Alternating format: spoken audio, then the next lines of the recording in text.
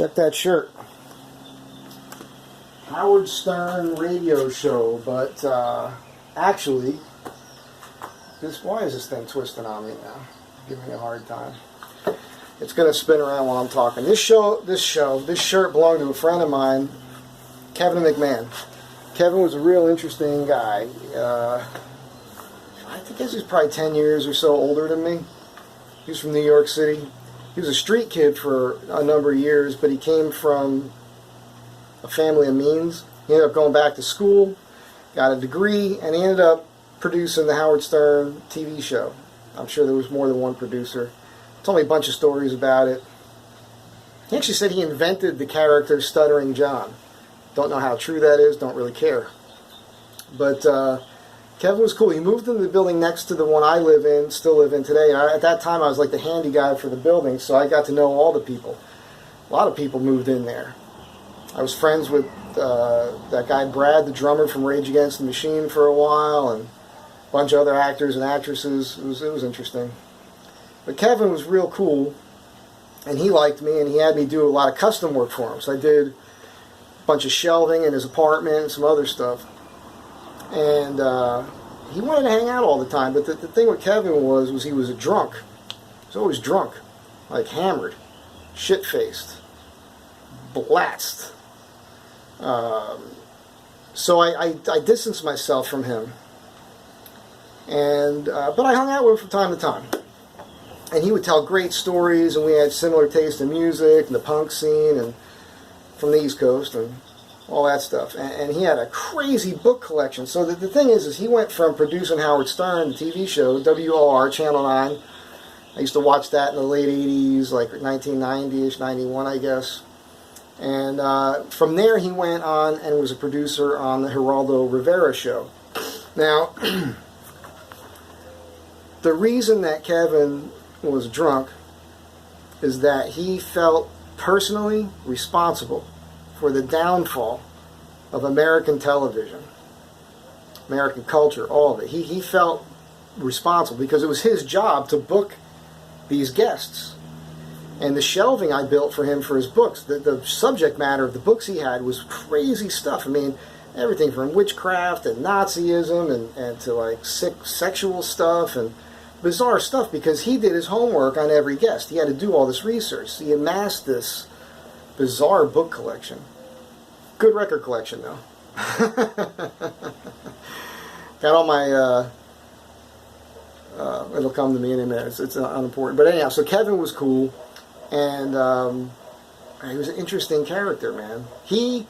At one point, he left for a while, and he came back, and he said he bought an island. He had some money in the Philippines somewhere in Indonesia, and he was going to build a resort with a driving range, and he was trying to get me to go there to be the project manager. And he kept badgering me about it. How much would you want a week? How much money do you need to do this? And I would say to him, Kevin, you're a drunk. I'm not believing anything you're telling me. And he would go on and talk to me about all these functioning drunks, like Richard Burton, and he'd go on and on and on.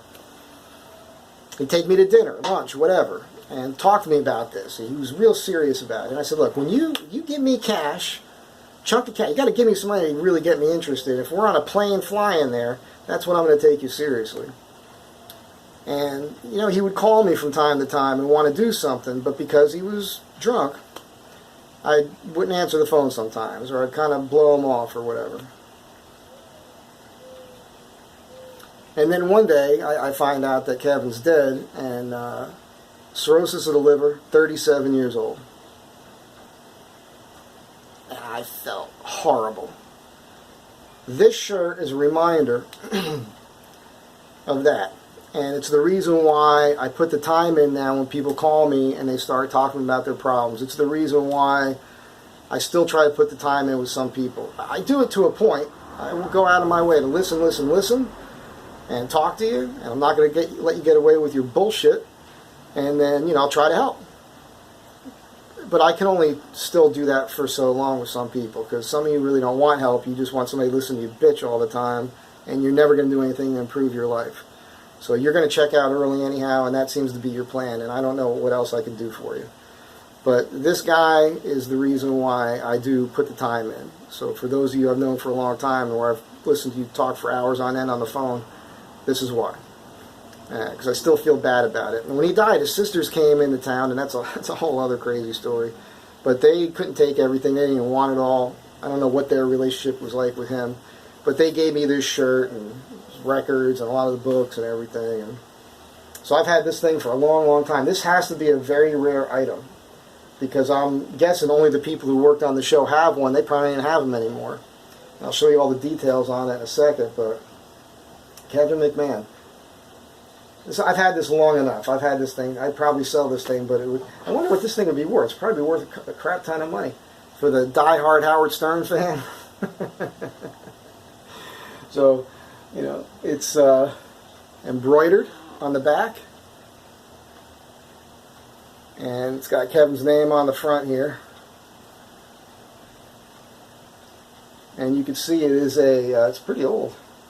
It's a Hilton brand. I mean, it looks like it's from the 1950s, you know, but it's not. Made in the USA. That's pretty cool. Size large. A little snug on me. But that's the reminder. It's got actually a little dust on it. I try to keep it in a bag these days. It's just been hanging in a closet.